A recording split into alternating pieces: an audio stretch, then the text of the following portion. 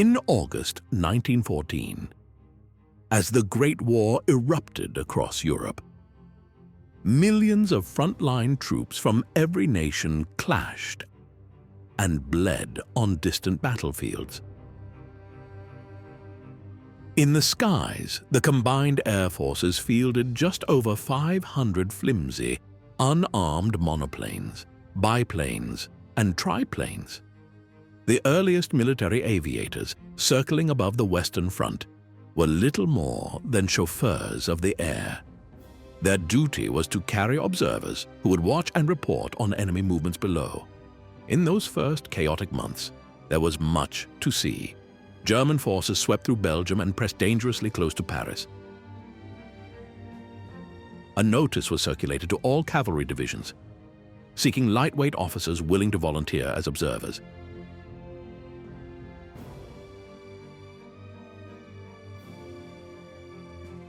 The Royal Flying Corps was an exclusive branch, selecting men with extraordinary care, and only from the higher echelons of regular regiments. It was, in many ways, a gentleman's club.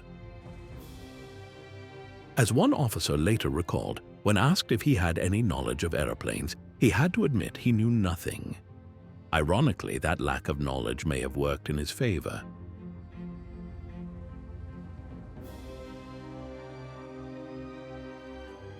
At the time, flying was considered a privilege for officers alone.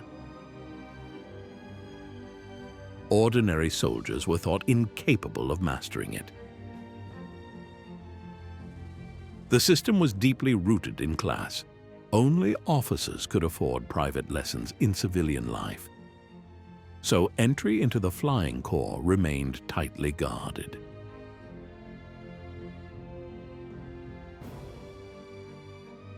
Meanwhile, on the Eastern Front, German aircraft shadowed the advancing Russian army, giving commanders vital information to redeploy their forces.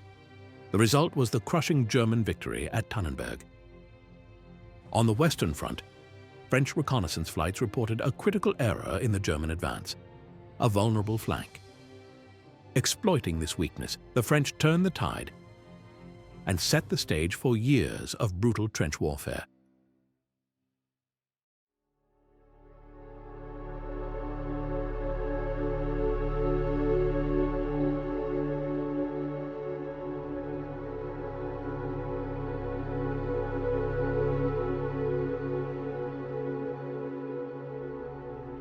By 1915, hand-drawn sketches and written notes gave way to aerial photography.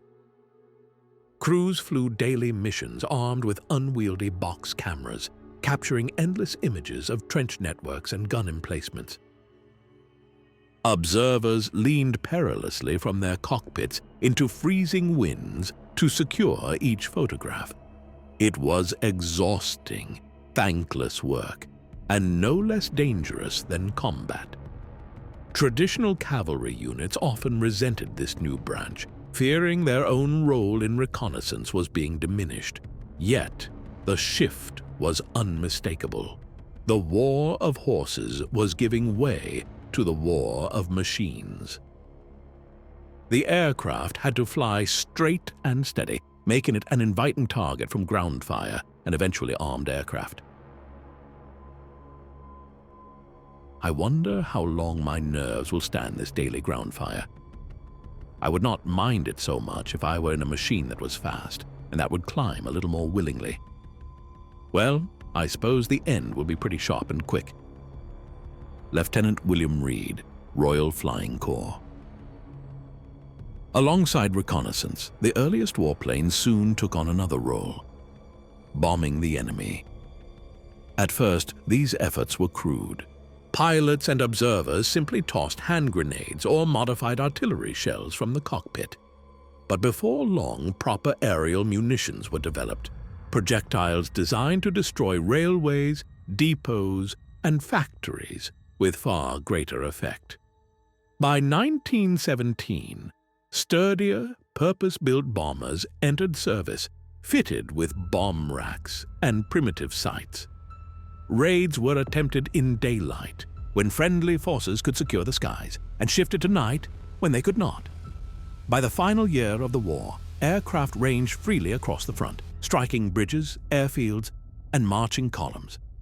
The airplane had established itself as a weapon that could shape the battlefield.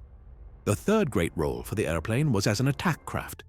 To the generals, arming aircraft was merely a way to defend reconnaissance flights. But for pilots and observers, machine guns offered the chance to challenge their counterparts directly.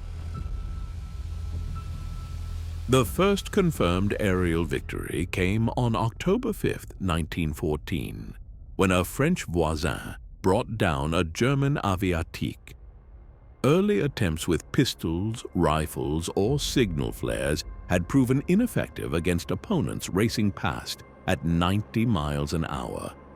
Mounting machine guns to aircraft changed everything, transforming the air war into a deadly duel above the trenches.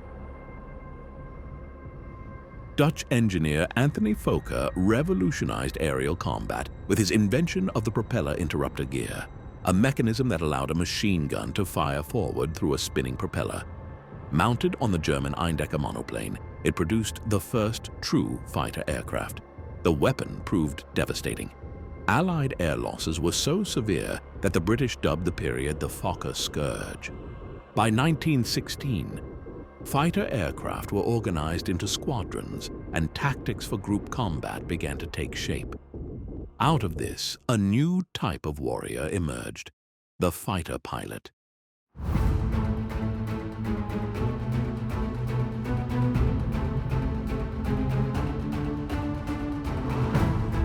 Naturally, Germany placed its pioneering fighter in the hands of its finest aviators.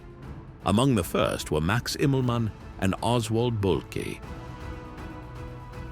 who wielded the Eindecker with deadly efficiency. Immelmann's story quickly became legend, though even in his own time it was marked by contradictions. Nicknamed the Eagle of Lille for his fearsome skill, he was also a devoted son whose mother sent him chocolates at the front. His eventual death would be surrounded by confusion and conflicting claims. At the outbreak of war in 1914, the 24-year-old Immelmann applied for aviation service. Accounts of his early training are mixed. Some claimed he was a poor flyer, others that his talent was obvious. He began by ferrying mail and supplies to German airfields before being reassigned to reconnaissance flights.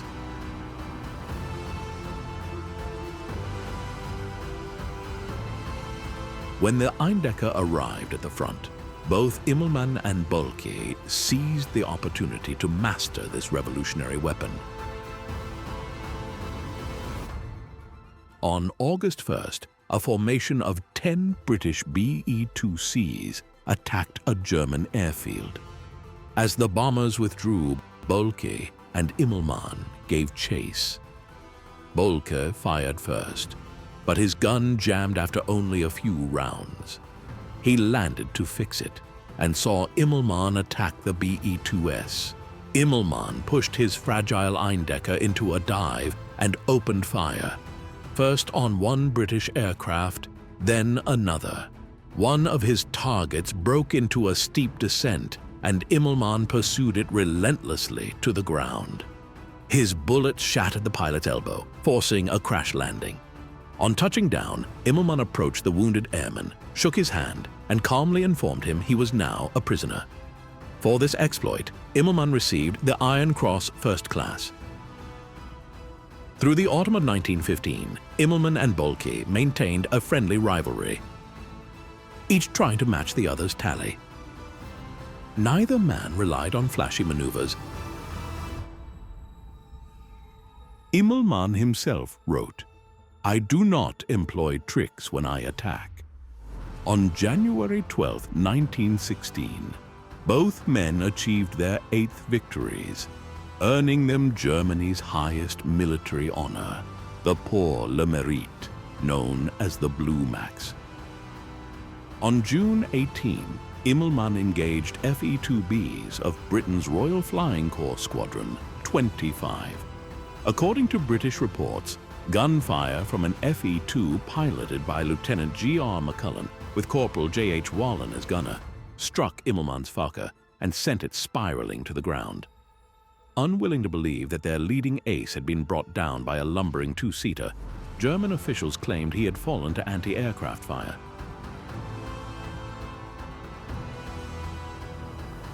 This explanation also suited Anthony Fokker, who reported that the aircraft's fuselage had been severed by shrapnel.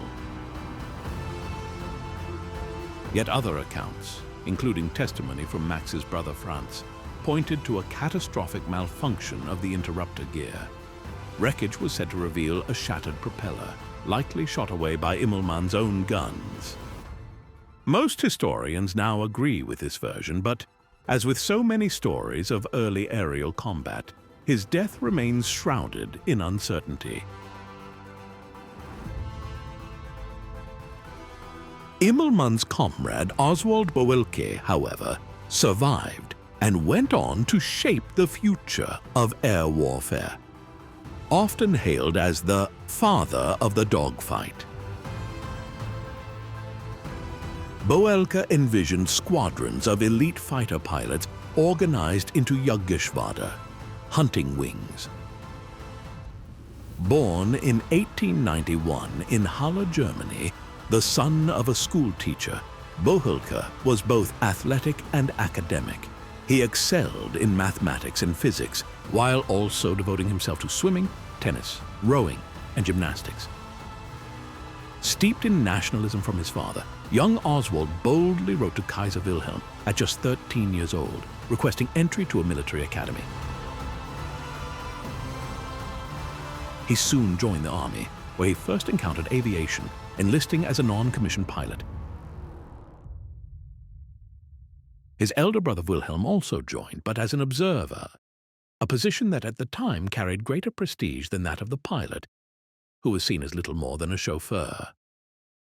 Both brothers earned decorations during the war's first year. In early 1915, Boelcke was posted to the newly formed Aviation Section 62 at Doberitz. It was here that Anthony Fokker showcased his E.I. Eindecker, fitted with a fixed Spandau machine gun. Flying this new weapon, Boelcke scored 5 victories by the year's end. Yet by August 1916, the dominance of Germany's aces and the days of easy triumphs were coming to an end. The Fokker scourge was no longer supreme over the Western Front. New Allied aircraft, such as the sleek French Nieuport 11 and the British Pusher biplanes, began to challenge German dominance. In response, Boelcke turned his attention to refining air combat tactics, stressing accurate gunnery, disciplined formations, and never straying beyond German lines. In September 1916, his vision of an elite squadron became reality when he was given command of Jasta II. Despite new administrative responsibilities, Boelcke claimed 11 British aircraft in that same month. As commander, he trained and mentored many of Germany's future aces, including Manfred von Richthofen. Under Boelcke's leadership, Jasta II relied on numbers and teamwork, rather than individual flair. They flew only in large coordinated formations, nicknamed circuses, overwhelming any Allied plane that entered their airspace. Boelcke himself cared little about personal glory. His focus was ensuring his men scored hits, and above all, returned safely. He codified his principles into what became known as Boelcke's Dicta: attack from behind and out of the sun. Fire only at close range, and when threatened from above, turn directly to face the attacker.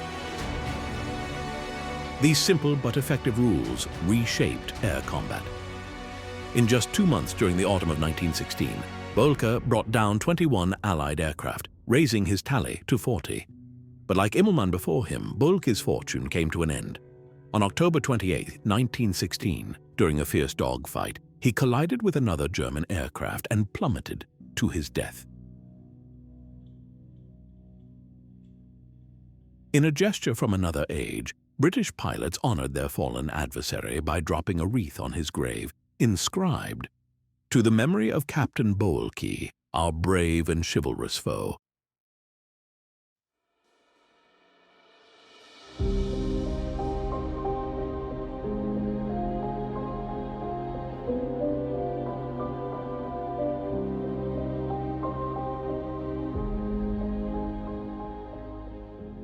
These aviators belong to a rare breed. Men who fought one-on-one high above the mud, blood, and chaos of the trenches below. Britain's Prime Minister David Lloyd George described them as the knighthood of the war, without fear and without reproach. That spirit of honor was reflected by British ace James McCudden, who wrote home, "I hate to shoot a Hun down without him seeing me. Although this method is in accordance with my doctrine, it is against what little sporting instincts I have left." Not every flyer, however, shared such scruples. Edward Manock once came upon 6 German aircraft on a training mission, shot down the instructor, and then methodically destroyed the 5 defenseless students one after another. There were many brave and celebrated aces on both sides. But the greatest of them all was a witty, confident Prussian, whose enemies knew him simply as the Red Baron. Fight on and fly, to the last drop of blood, the last drop of fuel, and the last beat of the heart. Manfred von Richthofen. Baron Manfred von Richthofen began his career in the Prussian cavalry before transferring to the air service in 1915. After flying as both an observer and a bomber pilot on the Eastern Front, he was personally selected by Boelke to join his squadron in France. In time, Richthofen was given command of Jasta 11. With its brightly painted aircraft, the British soon gave the unit a name that would stick: Richthofen's Flying Circus. After surviving a serious head wound during a dogfight in July 1917, Richthofen was urged by his commanders to withdraw from combat. Their concern was not misplaced. The young Baron had become so beloved in Germany that Kaiser Wilhelm himself feared his death would deliver a devastating blow to national morale. Despite these warnings, during the spring offensive of 1918, Richthofen returned to the skies to lead his men. On April the 21st, his luck finally ran out. While chasing a British Sopwith Camel flying low behind Allied lines, the Red Baron was struck through the heart. Debate continues as to whether the fatal shot came from Australian ground fire or Canadian pilot Roy Brown. His bright red triplane crashed behind British lines, where his body was recovered and buried with full military honors by the very enemy he had terrorized. His record stood at 80 confirmed victories, a tally unmatched until the Second World War, and one no non-German pilot has equaled to this day. Yet even the greatest aces were not immune to the strain of war. Before their deaths, and most did die, many were worn down by endless hours in the air. Exhaustion, illness, and paranoia plagued them, but they pushed themselves beyond human limits. Richthofen himself feared that if he stepped back, people would say he had only done so after collecting every honor. In the end, he remained at the front until his death, embodying the myth of the warrior who vanishes in battle, never to be seen again.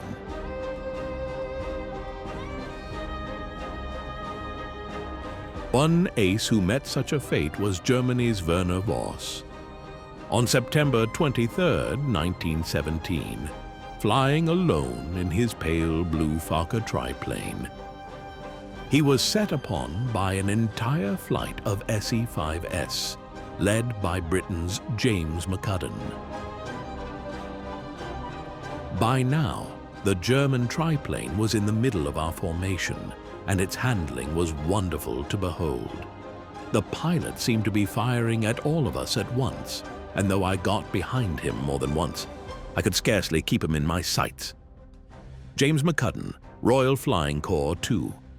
British aircraft were shot down before the Germans finally gained the upper hand. Lieutenant Arthur Rhys-Davids closed in from behind, riddling Voss's triplane with bursts of machine gun fire. The aircraft slammed into the ground and disintegrated into 1,000 fragments, no matter how they fell. To a generation, they were remembered as the Knights of the New Age, their cockpits serving as round tables in the sky.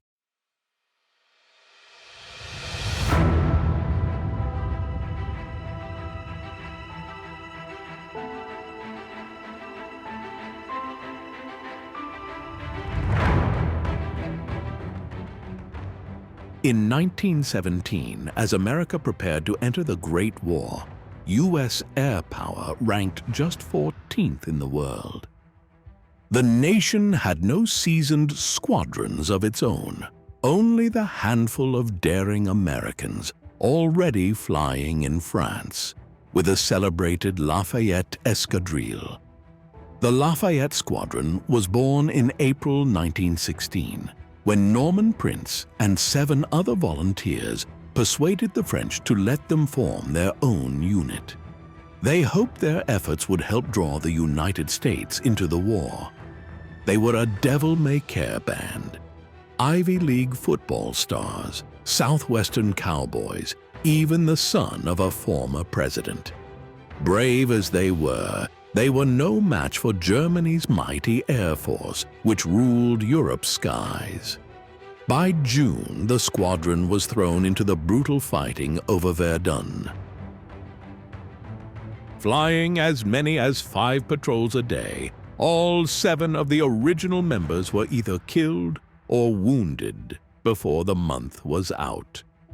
Nearly a year after America finally entered the war, the Lafayette Squadron was absorbed into the U.S. Army Air Service. Other Americans serving under the French were also invited to transfer, except for Eugene Jacques Bullard, who was excluded because of the color of his skin. In the air, as on the ground, America was woefully unprepared for modern war. Believe me, we were far from ready. I was a rookie cadet. They handed us wooden rifles and told us we were going to turn the tide. For practice, we first fashioned bombs out of plaster. Before long, we were handling the real ones.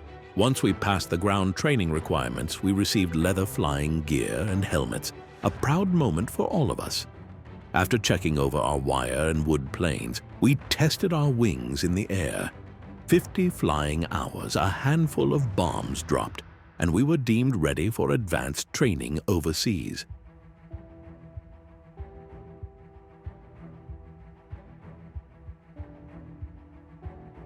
America was turning out pilots, but not yet producing fighting aircraft. Soon, voices in Washington pressed the need to build a true Army Air Force. Secretary of War Newton Baker declared that mastery of the skies was vital in modern conflict. President Woodrow Wilson asked Congress for $600 million to strengthen aviation. While the debate dragged on, the new pilots were shipped abroad. They had no planes of their own, but they traveled in style, aboard camouflaged luxury liners such as the Leviathan. Most of us, half-trained yet eager, arrived in France. There we found rows of wooden huts and streets of mud. Our gunnery lessons took place outdoors.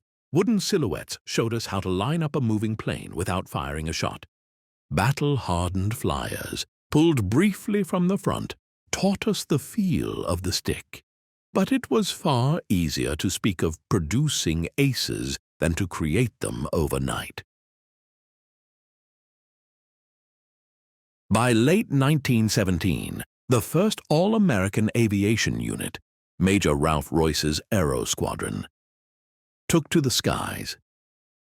Young and untested, They made up for inexperience with daring, plastering paper iron crosses over bullet holes and painting Uncle Sam hats on their fuselages as badges of pride. When Major William Thaw and the Lafayette Escadrille were absorbed into the 103rd Aero Squadron, they brought with them hard-won victories and invaluable combat experience. Among their ranks was Captain Field Kindley, who would down 12 enemy aircraft, and Captain Elliot Springs, credited with 9. One of the service's most seasoned figures was Major Raoul Lufbery. Born in France but raised in America, he had joined the French Foreign Legion at the war's outbreak, later becoming the leading ace of the Lafayette Escadrille with 17 kills. In 1918, he returned to the U.S. Army Air Service as an instructor, but in May of that year, he was killed while rushing to protect a novice pilot. His aircraft, riddled with gunfire, burst into flames near his airfield. With his comrades watching helplessly, Lufbery leapt to his death rather than burn alive. The title of Ace of Aces belonged to Captain Eddie Rickenbacker, a former race car driver turned fighter pilot. Hard-edged and relentlessly practical, Rickenbacker amassed an astonishing 26 victories in aerial combat, cementing his place as America's most celebrated aviator of the war. "Fighting in the air is not sport, it's scientific murder," said Captain Edward Rickenbacker, U.S. Army Air Service. As the young Americans took to the skies in borrowed French Nieuport, and on rare occasions a worn-out SPAD 13T, the nation that had first pioneered flight struggled to field an aircraft of its own. American airplane production and the workforce behind it didn't truly ramp up until late in the war. To build wings, they drafted carpenters, furniture makers, and even seamstresses. Painters worked with varnish that smelled strongly of bananas. After each plane was test-flown, it was dismantled under guard, crated, labeled, and sent off to the front lines. In May 1918, the first American DH-4S arrived in France, shipped in pieces from U.S. factories, and reassembled into combat-ready aircraft. Just 8 months after being ordered into production, they joined American aviators in the push to dominate the skies. Long before the Great War, the airship had captured the public imagination as a symbol of terror. In 1908, H.G. Wells described an airship raid on New York that left the city in flames and ruin. A vision not lost on military planners. Captain Peter Strasser, commander of Germany's naval airship fleet, believed Britain could be subdued from the air. While Germany did not hold a monopoly on the idea of bombing enemy cities, it led the world in airship technology. In 1914, airships were the only aircraft capable of carrying heavy bomb loads far enough to reach strategic targets.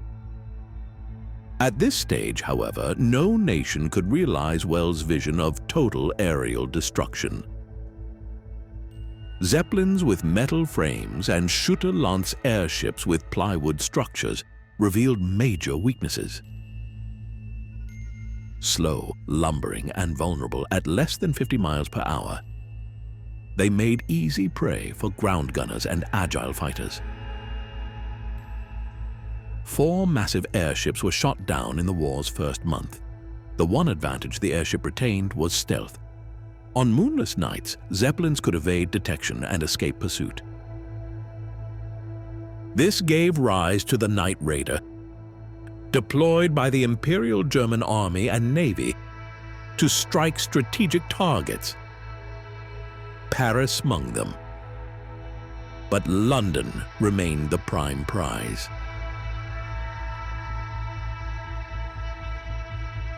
German schoolchildren even sang "Zeppelin fly, fly to England. England will burn in fire." The first airship raids over Britain in 1915 left civilians shaken. The thump of Maybach engines and the dark silhouettes overhead became unforgettable experiences. Sustaining such operations, however, was perilous. Flying from bases in northern Germany or occupied Belgium to Britain and back in total darkness was inherently risky. When Britain introduced night fighters and incendiary-equipped ground batteries, the dangers multiplied. The first day of Zeppelin raids over Britain came in January 1915, with London's first bombing that May.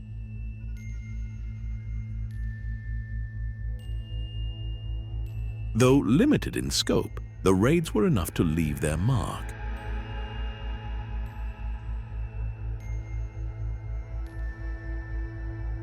The raids not only destroyed war supplies and claimed lives, they also forced Britain to divert aircraft and men from the front lines.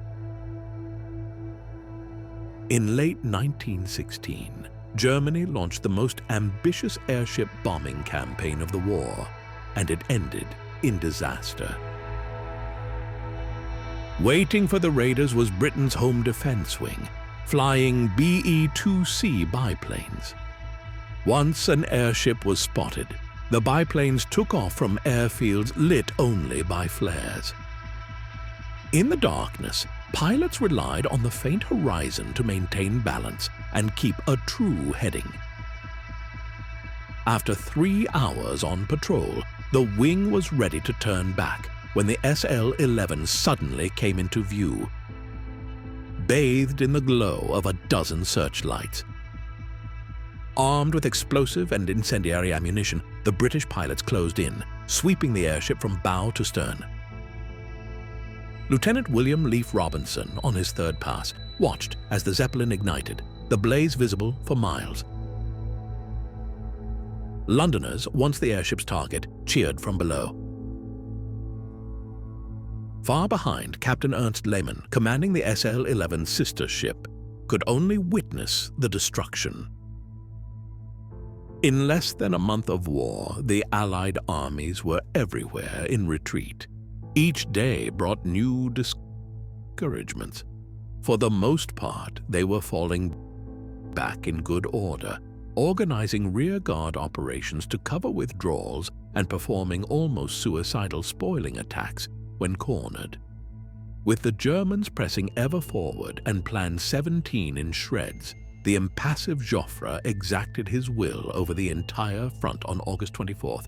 Joffre made a decision that changed history. Refusing to abandon all thoughts of an offensive, he created a new Sixth Army on the endangered Allied left. He did this by coolly taking troops from his own reserves and the French right for this very purpose. On August 26th, Joffre went to his second meeting with Sir John French. The scene was witnessed by a young liaison officer, Lieutenant Spears. The thin air left crews nauseated, and rapid changes in pressure brought on the bends. Yet, despite the discomfort, they managed to inflict minor damage on the British homeland.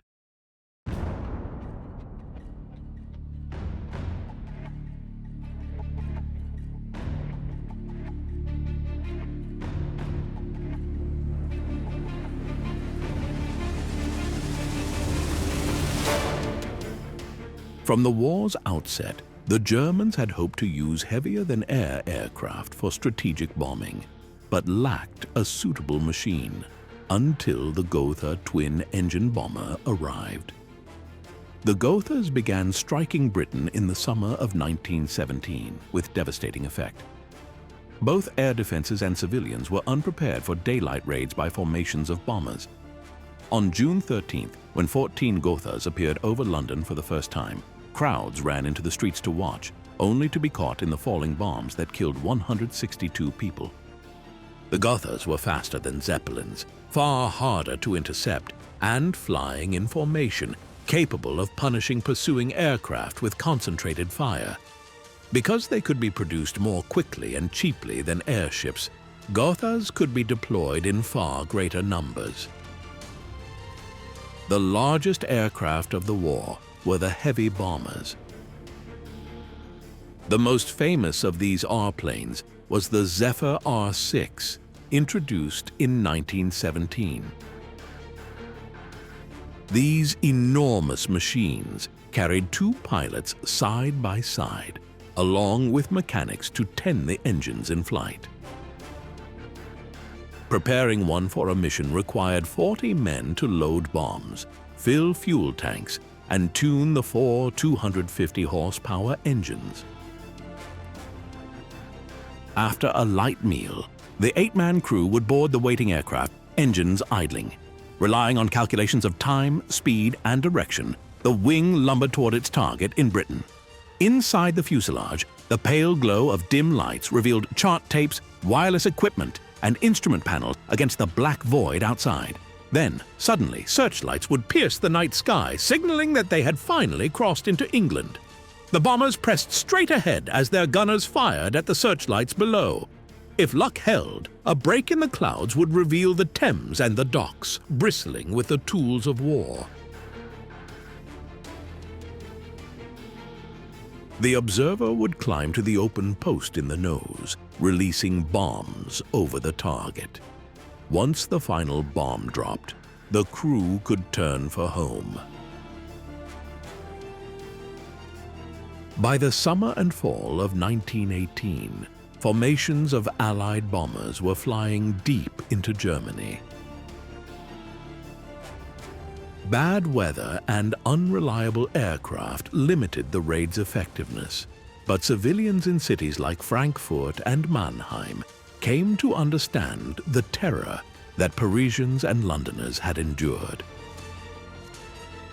The overall assessment of World War I strategic bombing was sobering. Air power, at that stage, could neither halt production nor break civilian morale. Bombing was costly, imprecise, and dangerous. Yet the development of large bombers marked a crucial step for aviation. Crews gained experience in long-distance and night flying, and the machines would later be adapted to carry passengers and freight. The lessons of World War I's bombers laid the foundation for the future of strategic air power.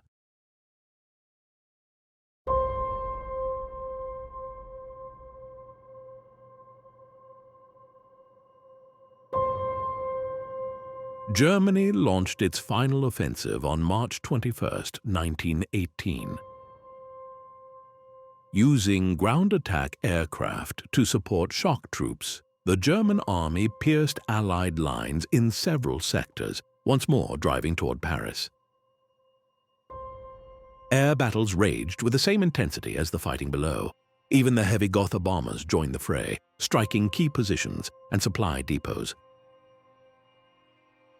But the offensive soon faltered. By June, missions were reduced due to fuel shortages. The Allies, able to replace men and aircraft quickly, gained the upper hand, while the Imperial German Air Service could not. Thousands of American pilots now filled the skies. In July, the Allies went on the offensive, overwhelming German forces both in the air and on the ground. By the time of the Saint-Mihiel offensive in September, the Allies had achieved complete control of the skies. When the order came to prepare for battle, truckloads of aerial bombs were brought to the plains. Armorers fused the explosives and loaded each rig, while the crews who would carry them aloft double-checked every detail to ensure the job was done correctly. From just 500 aircraft on all fronts in 1914, air power had expanded dramatically. By 1918, United States General Billy Mitchell commanded a combined force of 1,500 British, French, and American aircraft over a single sector of the Western Front. It was the big push. On that September morning, everything was ready. For the dawn takeoffs, flares were strapped to the wingtips. Mitchell had requested every combat-ready airplane, and every Allied nation contributed. While he had called for 1,500 aircraft, 1,481 actually lifted into the morning sky. Wooden propellers bit into the air, engines roared, and the massed formation began to move. The mission, total control of the skies above the Saint-Mihiel sector. Some squadrons were tasked with bombing and strafing enemy positions, others with engaging German aircraft directly. This was it, the culmination of 4 years of aerial warfare. Each pilot had been thoroughly briefed for his role in the operation. U.S. aviators flying 609 American planes and now fully integrated into Allied air power took to the skies. They supported ground troops, attacked enemy airfields, and shot down observation balloons, setting them ablaze.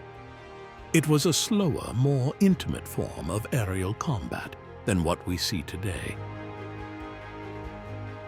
Pilots could see the eyes of their opponents, and when an aircraft went down, the attacker could watch the struggle to survive.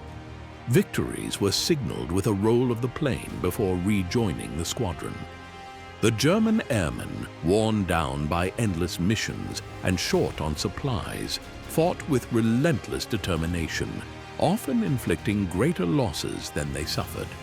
But in the end, courage alone could not turn the tide.